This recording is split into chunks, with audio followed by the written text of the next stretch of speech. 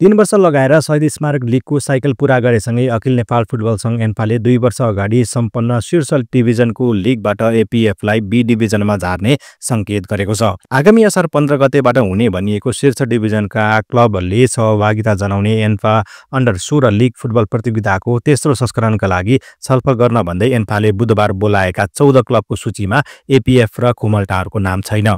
जबकि गत साता मात्र सम्पन्न बी डिभिजन लिगबाट उक्लिएका प्लानिङ वाइज र श्री भगवती क्लबलाई चाहिँ एन्फाले शुक्रबारको तय बैठकमा बोलाएको छ। सहस्त्र प्ररिबलको एपिएफ क्लबसँगै 2 वर्ष अगाडि सकिएको लिगमा खुमलटार युथ क्लब पनि रेलिगेसनमा परेको थियो। तर रेलिगेसनबाट बाँच्न सङ्घर्ष गरेको अर्को टिम 3 स्टारले जवलाखेल युथ क्लब विरुद्धको खेलमा प्रतियोगिताको नियमावली विपरीत भिसा नभएका विदेशी खेलाडीलाई खेलाएको भन्दै एन्फामा उजुरी गरेको थियो। खुमलटार र एपिएफलाई नबोलाएको शीर्ष डिभिजन क्लबहरूको उक्त बैठकमा अर्को विवादित टोली 3 स्टारलाई भने निमन्त्रणा पठाइएको छ। अवैधानिक खेलाडीलाई मैदान उतारेपछि 3 स्टार स्वतः उक्त खेलमा तिनका विरुद्ध 0 को नतिजामा पराजित हुने एपिएफको जिकिर थियो। जवलाखेल विरुद्धको 3 स्टारमा 1 का विरुद्ध 0 को नतिजामा विजय भएको थियो। सोही 3 अङ्कको आधारमा एपिएफलाई पछि पार्दै 3 स्टार रेलिगेसन क्षेत्रबाट माथि उठेको थियो। एन्फाको अनुशासन कमिटीले एपिएफको उजुरीमाथि छानबिन गर्ने क्रममा 3 स्टारको गल्ती देखाउँदै खेलाडी तथा क्लबलाई नगद जरिमाना गरेको थियो। तर फिफाको कोड अफ कन्डक्ट र लिगको नियमावली अनुसार अवैधानिक खेलाडी खेलाएपछि सम्बन्धित टिम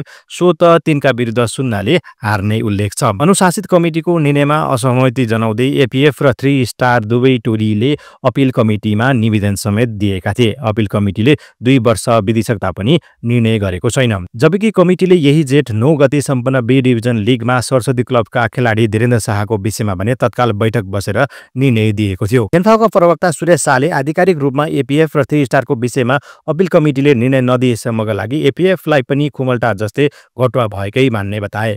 र यसरी शीर्ष डिभिजनमा रहेको एपिएफलाई बी डिभिजनमा झार्ने एन्फाको यो कार्यलाई तपाईहरुको प्रतिक्रिया के छ? कृपया कमेन्ट गर्नुहोला।